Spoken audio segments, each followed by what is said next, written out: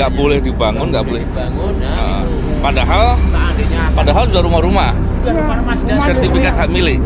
Kami sudah mengumpulkan data-data sertifikat yang memiliki tanah tersebut, tanah ini.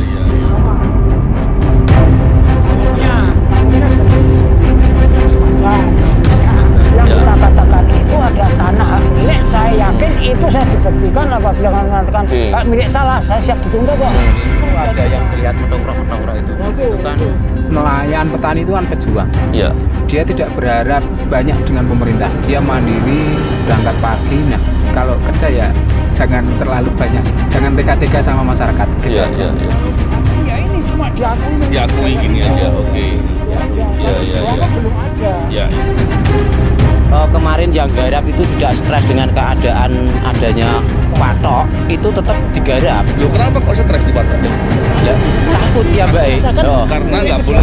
Nah, Forum ini Saya sedang berada di daerah Kecamatan Bawen ya. Tuntang ya, maaf ya, Kecamatan Tuntang, Kabupaten Semarang di pinggiran Rawapening. Bersama dengan saya di sini ada Pak Kasihan, ada Pak Ramlan ya sebagai kepala dusun, dan ada Mas Bogi. Apa kabar semuanya? Baik.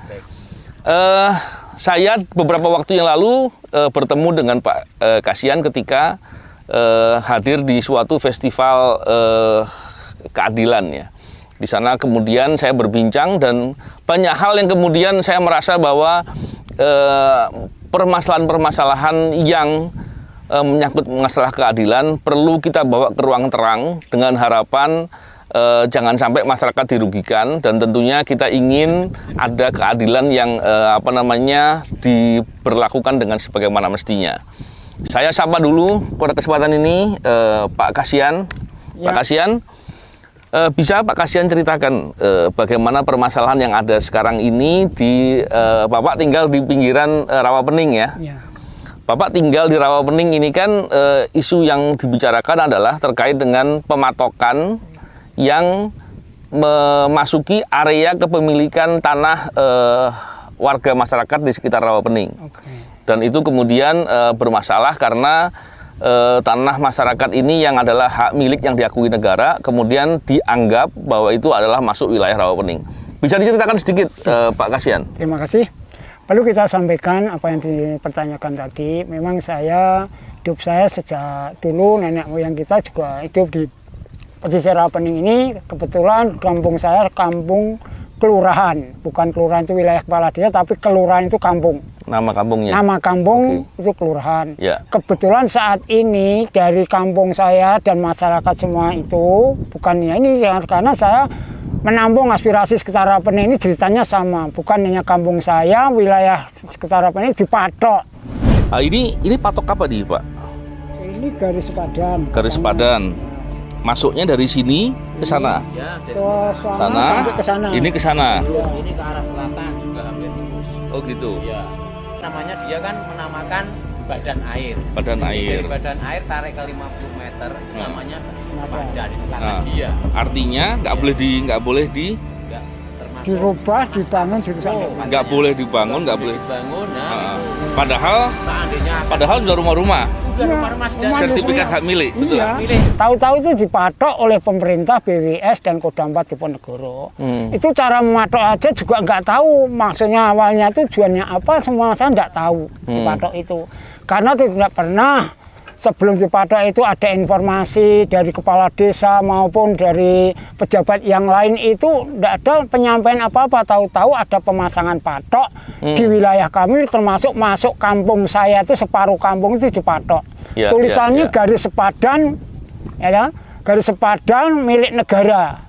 Tadi Pak Kasihan cerita dengan saya bahwa sekitar tahun 2009 itu menyampaikan usulan tentang permasalahan di Rawapening, yaitu adanya sedimentasi dan banyaknya eceng gondok gitu ya.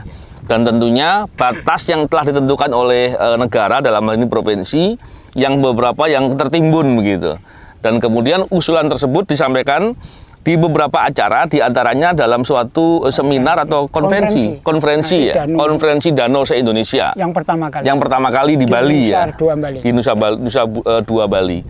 Dan kemudian di 2009 itu aspirasi yang disampaikan melalui Pak Kasihan diterima oleh pemerintah dan dijadikan sebagai program strategis Ya. untuk dilakukan perbaikan, yaitu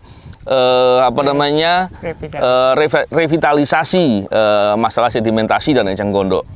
Dan kemudian baru dilakukan dengan adanya peraturan yang dibuat di sekitar tahun 2020 gitu ya, peraturan menteri.